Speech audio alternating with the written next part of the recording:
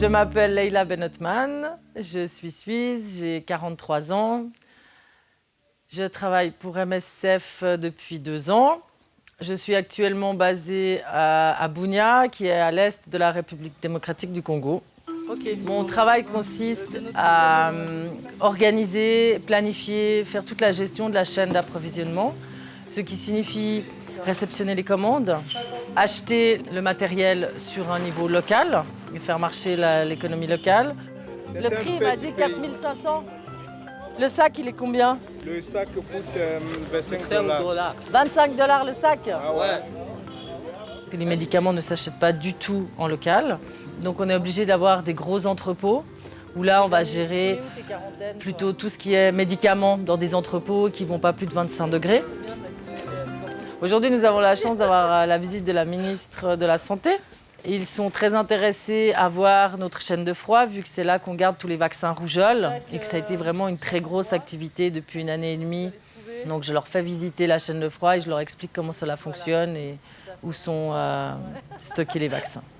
Voilà, donc dans chaque frigo, comme ça, on relève la température matin et soir pour voir ce qu'il y a. Donc à l'intérieur du frigo, attendez, peut-être je vais vous montrer, où sort là, dans celui-là le loctag et voilà.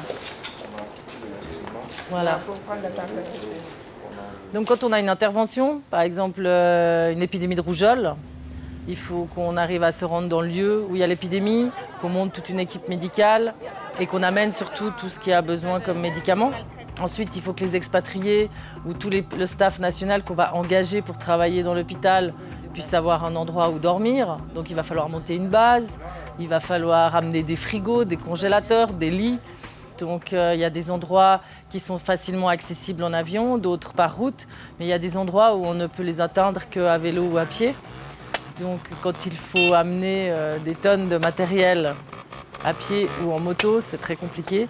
Et il faut surtout être très rapide. J'avais quand même un poste à très grande responsabilité, avec un très gros salaire.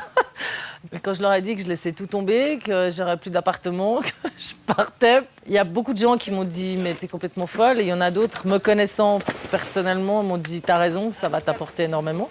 Ma motivation dans ce travail, c'est de pouvoir voir les enfants ressortir en bonne santé, de pouvoir visiter un hôpital et de les voir sourire. Et moi, c'est ce qui fait mon travail. Je vais passer peut-être des semaines à courir dans tous les sens, à être au bureau. Mais quand je fais une visite et que je suis à l'hôpital et que je les vois, j'oublie tout le stress ou la fatigue ou quoi que ce soit et je suis juste contente d'être là.